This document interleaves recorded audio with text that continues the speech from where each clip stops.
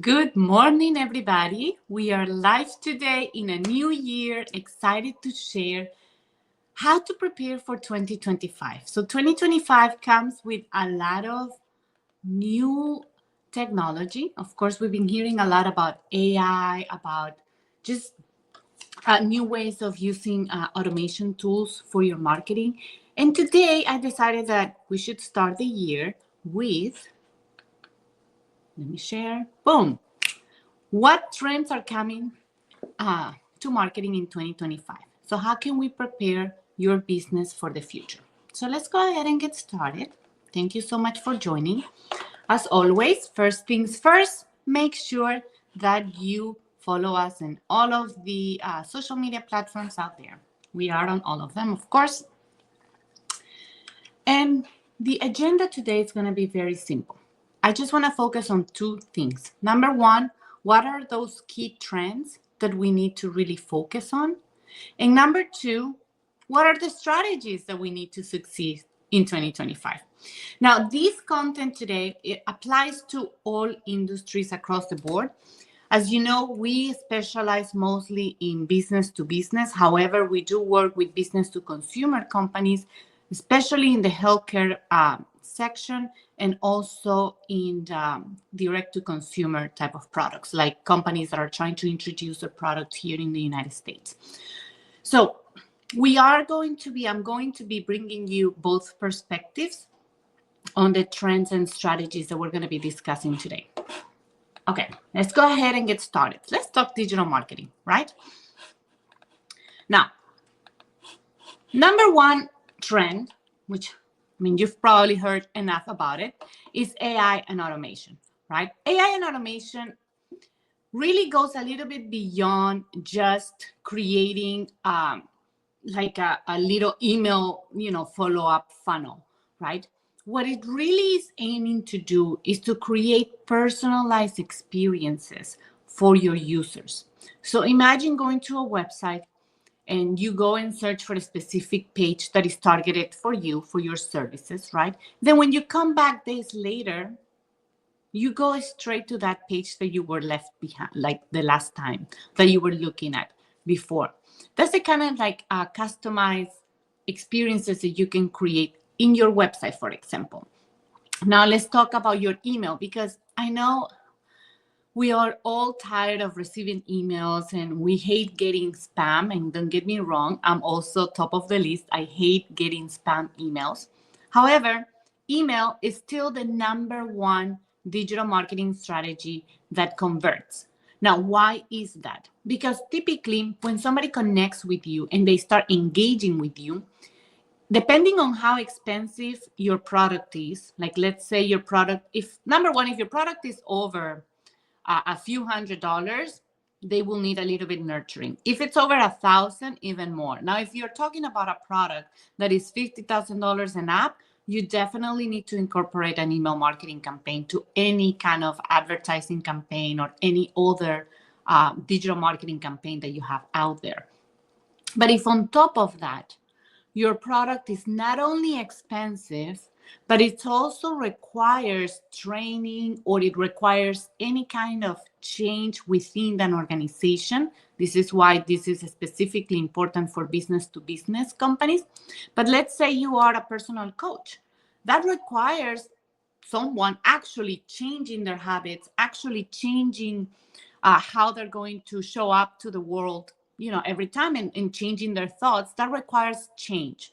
So anytime you have to expend more money or create change, you need to create a personalized and custom experience for your users to be able to connect with them. Because we want to do business with other people only when we have a real connection with them. So always keep that in mind. But how can you do that at a scale, right? Like for large quantity? Through AI and automation, right? So you automate the behaviors based on the triggers that you want to set up. And then with AI, you can personalize that experience and take it to that next level. So that's the number one trend. That's why I wanted to have that first. Number one is sustainability, especially if you're in the oil and gas industry, right? Like ESG reports, like all anything sustainable, it's just a trendy word, but it's there to stay, right? We all know about the climate change. For God's sakes, it's snowing here in Houston today. So we can't ignore it anymore. So grabbing that trend within your organization, showing how you are taking care of the environment, even if you are a digital company, even if you don't have a product, it's important that you show what green initiatives you have in your company. Now, sustainability or green initiatives is something that has been going on for a while, and it's kind of like being in the back door for a long time. However, with the changes that are happening and that we can't just ignore them anymore, the demand for green initiatives keeps growing and growing. And you need to position your brand as a leader that cares about your customers, that cares about your market share, but also cares about the impact that your company is creating in the planet, right? So make sure that your green marketing strategies are aligning with your customers, like the avatar of your customers' values. This is going to create more than just a transaction, but it's really going to create that long-term relationship with your customer. Next, we have data privacy and security. Now, with the increased attacks, like cybersecurity attacks that everybody's experiencing nowadays, data privacy and security has become something that is no longer, honestly, I wouldn't even call it a trend. It really is a must in your company. You need to implement cybersecurity protocols that are strict for both your website and emails and any place where you have access to any kind of vulnerability to get your data breach, basically. This is also, if you actually share what your data privacy and security policies are, is going to increase the trust with your companies, with your clients as well. Next, we have omni-channel marketing. We've heard a lot of times that for you to be able to convert a visitor into a customer, you need to have 7 touches or 10 touches, and now it's increasing to 12 touches. Well, in reality, 17 times. Somebody needs to hear about your brand 17 times. The only way you can accomplish that is through an omni-channel marketing campaign. Now, what is omni-channel? Omnichannel is basically the integration of multiple platforms where your customer is right now engaging, right? So that's why you have the digital marketing here with all of these different ways of connecting all around, right? So you have your SEO strategy, you have your email campaign, but then you have all the social media platforms, right? You have social media, you have Instagram, we have TikTok back, right? So make sure that the messaging that you have in all of these platforms is the same. Not necessarily exactly copy paste the same, but the values, the keywords that you're using, it's consistent, right? So you have a consistent message about what your company does, how you serve your customers, and how you are able to provide and maximize your services. Let me see. So we got a question right now. This is the beauty of this. So sorry to interrupt. That's collecting email addresses, business emails from websites and sending emails to the business owners come under spam or violation of security. That's a great question, actually. It doesn't come as spam because you are, if you're collecting the email, make sure that you are letting them know that you're going to be sending them, marketing communication. As long as you're letting them know and they are aware that they're going to be getting that, then it's okay to be sending those emails. Now, it becomes spam when you are sending those emails constantly and that person is not engaging with your emails, right? Like imagine if you get one email every single day about this company that you're not even opening the email. Even worse, if you unsubscribe from that email campaign and you're still getting them. Now, that's what constitutes spam, right? or that you didn't even sign up, or you didn't even hear about this company ever, and you're getting now 300 emails like in the last 2 months, then yes, that's spam, right? So you want to make sure that number one, even if you send a cold email campaign, right, you don't want to be sending uh, too many emails. Send an email introducing your company, like, hey, this is what I do. Would you like to hear more about us or whatever? Then you can stop right there. If you hear back from them, great. If not, move on to the ones that are interested in your company, right? Don't spam people. Don't go after them when they're not showing interest, when they're not engaging with your content, when they're not clicking on anything. An email campaign is part of your omni-channel, because let's say someone saw an ad about your company, downloaded a white paper about your company, and now they go to their email and they received an email from you. So now you have like those three different touches, so people can start nurturing about your brand. They start learning more about your company, right? Then they go to their Instagram and they see an employee talking, you're highlighting an employee within the organization. So they're learning more who's that person behind. Just remember, each platform has a different goal. So you cannot be posting the same exact content that you post on your LinkedIn as you're posting on your Instagram, right? Granted, Instagram and Facebook, a lot of times you just connect those two and you're posting the same. Considering that Facebook is slowly dying, I wouldn't worry too much about those two, but I do worry a lot when people are sharing exactly the same in Instagram as they are on LinkedIn. You should not be doing that. Hopefully that answers your question.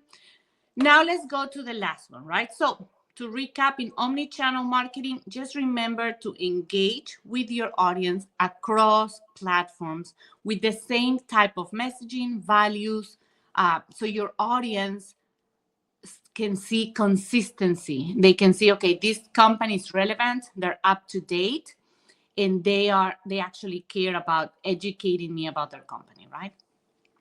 And now the last trend is the influence of Web3. Now, I'm going to get a little bit technical here, but I can see that this is going to be something where we're going to be exploring more. It may not happen necessarily on 2025, but we are going into that direction. Now, Web3 is basically the decentralization of the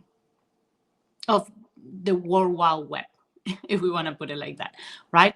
So, and we can see that happening with everything, right? That's why we have now Bitcoins. Well, the same is going to happen with the internet. And you've probably already heard about one day we're going to have the internet as a free for everybody, right? So this is basically the influence of Web3. So we are basically trying to leverage blockchains, NFTs, and all of these different platforms that are already available for you to be able to position your company as someone that is, number one, technology forward, right? So if you are already taking steps towards Web3, then you're showing that you're here to stay for the long run. And number two, using these platforms actually helps you show your brand as more authentic, and it increases your engagement, right? So those are the key 5 trends that I see coming for this year, right? So number one, to recap, automation and AI, get those two together. Sustainability, data privacy, really cybersecurity is key. You have no idea how many times we educate our clients on how to prevent hacking, but a lot of times the emails, for example, we don't really manage their emails, and they may get hacked or whatever. So we have to work with the IT and the host. It's just a mess. Please, please, please put good cybersecurity protocols. If you need referrals, let me know. I work with a lot of great cybersecurity companies for different sizes of companies. So let me know. I'll be happy to help. All right. So what strategies do we need to focus on to basically succeed this 2025, right? So a lot of these strategies, of course, are going to be tied into the trends that I mentioned, right? So number one, of course, invest in AI tools, right? Let me see if this is working. There you go. Invest in AI. Now, there's so many. I feel like every day I get inundated with new tools and new stuff. And usually it used to be that in December, I analyze all the different softwares that we have and to try to see which ones we keep for the next year and which ones we don't. Now I'm doing that every quarter because there's so many new tools coming. Um, and a lot of them are really, really amazing, and they really do save you a lot of time. But a lot of them are also just fluff, let's be honest. Like, they're not really helping you, and they're only like adding more work, or they take a lot of time to implement. Or once they're implemented, there's a lot of bugs and they don't really have enough support in the background. So when you are choosing an AI tool, you really want to pay attention on how that company is set up. If they have a support team available for you, how are they going to make that support team available? Like, can you pick up the phone and actually make a phone call? Is it only through chat? Or the worst one, it's only through email? Please don't choose those. If it's a chat, perfect. At least you have like someone on the other side. But make sure that the chat is not always a machine talking to you, but it's actually that you can connect to a person eventually. Number 2, of course, prioritize data privacy. And you know what? Going back to the AI tools, I'm going to work on I just came up with this. I'm going to work on a list of a few AI tools that I highly recommend. And I'll post that with you. So if you want to receive that, just comment below AI tools book, and I'll send it over to you. So number 1 strategy, please prioritize your data privacy. Build that trust with your company, with your customers, and talk about that. Use us as a marketing tool as well, sharing like, hey, at blah blah company, we truly care about the security of our users, of our customers, of our website visitors. This is what we're doing to protect you. Because at the end of the day, you're not only protecting your company, but you're protecting everybody that's interacting with your company, every single user, every single customer. Make sure that you share that information. Number 3, focus on storytelling. Now, storytelling has been around for a long time, right? And it really, the reason why I put it here is because with AI, there's a lot of people trying posting, just directly copy pasting from ChatGPT or Gemini and all of these tools, and they're just basically copy pasting the same. And when you start paying attention, like, I can recognize a ChatGPT post like this. It's good that you use AI to generate ideas, to improve like a sentence, to say it shorter, things like that, right? But when you focus on storytelling, you are engaging with your audience based on their pain point. You're telling them stories. You're making them the hero in that story. So you're creating something that is not just promoting your benefits. And what this does is humanizing your content. And yes, I'm using that word nowadays, humanize, please, your brand so you can have a better connection. It's humanizing your content, but it's really positioning your company as whatever that message that you're trying to put together, right? Like, so if you are creating your company, like for example, at Boral Agency, we care a lot about educating our customers throughout the process because there's so much misinformation. And this is the main reason why we do these webinars, right? So we can educate people on what are the things that you really want to do, what matters, and what's really just fluff in terms of marketing, because there's a lot of things that show up and then disappear. With storytelling, you are able to create stronger connections. And at the end of the day, people remember stories. They don't remember the list of bullet points of benefits. They remember a story. That's why on business to business type of customers, we always create case studies for our clients where we are showcasing, we're telling the story of how you help your customers. Okay, now adopt next strategy, right? Adopt agile marketing. Now, AI is bringing a lot of change. There's a lot of change happening. Right now, I'm working on how can we create, for example, an avatar that is customized for your company, right? Because instead of using ChatGPT that's generic for everybody, and then you're creating your own ChatGPT that, let's be frank, you have to constantly be customizing. Imagine creating your own company avatar where you have all of your company information, the way how your company works, operations, like everything within your organization, and creating that avatar that is going to be now your marketing like avatar that can make you suggestions, right? So now we are working in a different way, and that's really where marketing is going to, right? So that you can create that virtual marketing person within your organization, and now your work with agencies is how to train this digital person inside your organization and how to create the elements that, let's be frank, AI is not going to be able to do everything, right? So now you're working with the agencies on all the other gaps that you can leverage, and that you can really put your company and elevate your company to a next level. Now, what I mean with adopting agile marketing is really just staying flexible. Test new tools. I can see Greg Foley. Yeah, I'll send you your AI tools. Let's see. I got another question. Jorge, how do I create attractive email that is not considered immediately spam? How do you have any tips or suggestions? There's a lot of things to consider. And actually, that could be a new topic. So I'll keep that in mind to maybe create a whole webinar to talk just about email marketing, because there's a lot of nuances that you want to take into consideration.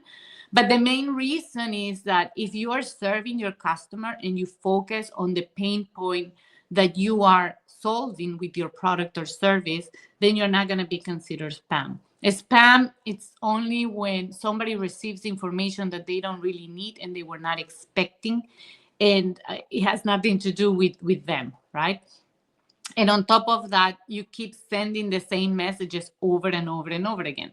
No, try to find out, connect with them right away, and if it's not for them, then it's not for them. You just move on to the next person, right? So it's kind of like if you are in a one-on-one networking event, right? So if you start, introduce yourself, right? Like, hi, I'm Jorge, this is what I do.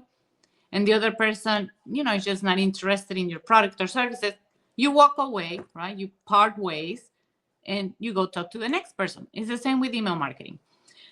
Now, let's go back to the agile marketing, right? So agile marketing basically can help companies in different sectors create different tools. Like, for example, if you're a tech company, right? So a lot of your services are most likely going to be cloud-based, and you're going to be able to offer cloud-based solutions.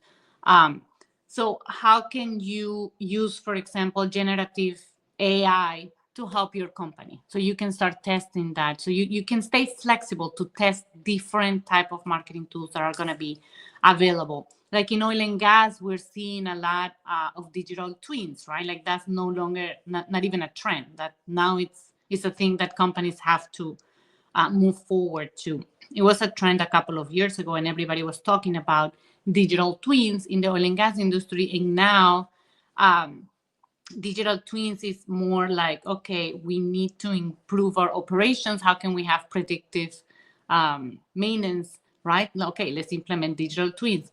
Now marketing comes into play, because as in marketing goes beyond just promoting your company. It's also about the entire user experience, and user experience includes your employees as well. In healthcare, you can use a lot of predictive analytics in terms of like adopting agile marketing, right? You can use predictive analytics to anticipate when your customers or patients really are going to need a specific care, or if they're going to have specific questions. You can even predict that ahead of time. You can create that content for them. And like that, I can keep going, but I'm running out of time. So lastly, collaborate with your agency, right? So when you're working with your agency, you want to make sure that you have an agency on your side that is not scared to try, that is not trying the same cookie cutter approaches as anybody else. You want to be able to work on that 80-20 rule, right? 80% of your budget, of your efforts go into like the strategies that are working right now, and invest 20% of it on trying new things, on being flexible, trying new tools, trying new ways of new technology that you can implement within the organization. So that way you can see how can you connect better with your audience, how can you engage with them in a different way. And this applies to any industries. I hear a lot with business to business, especially in the oil and gas, in manufacturing. These are old school type of industries that they keep saying like, oh, I do business through word of mouth. I do business in golf tournaments or trade shows. And if you are in those industries, you can see that, you are getting less and less leads and you're getting less and less engagement because your buyer is getting younger and younger, and younger people are very, very tech savvy, of course, and we want to engage differently because let's be honest, nowadays everybody wants to be able to work, but then also go and travel or work remote or do something else with our lives and not working like 60 or 80 hours a week like our parents or grandparents used to. So keep that in mind. Collaborate with an agency that's going to be able to open new doors, to be able to collaborate even with other like influencers, and find influencers for your industry, because influencers is not a new term, you guys. It's not something new. It's been around forever. Now with TikTok, it became like this, oh, influencer is now somebody that's just showing what they do on their everyday life. But in reality, influencers have been around forever. We just call it something different, right? It used to be an ambassador. It used to be a promoter of your brand. It used to be something completely different. But it's, at the end of the day, is the same. You are collaborating with someone who already has a captive audience that matches some of the values of your audience that you're trying to target, and you're just leveraging that. That's it. That's the mystery of influencers. So collaborate with an agency that can try different things for you. Alrighty, and that's all, you guys. We did it on time. Yay. Let's see, Jorge. Oh, thank you. Reinforce the storytelling to connect. Yes, you have to make always your customer is the hero, because at the end of the day, they were the hero for making the right choice to choose you to do business with. Alrighty, well, that's all I have for today. Please make sure you follow us if you want to.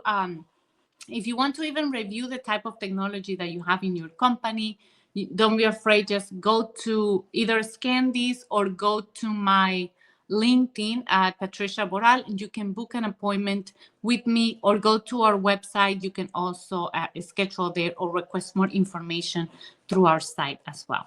And that's all I have for today. Thank you, guys. Please make sure that you share, you like, you follow us, and I'll see you next time. Bye.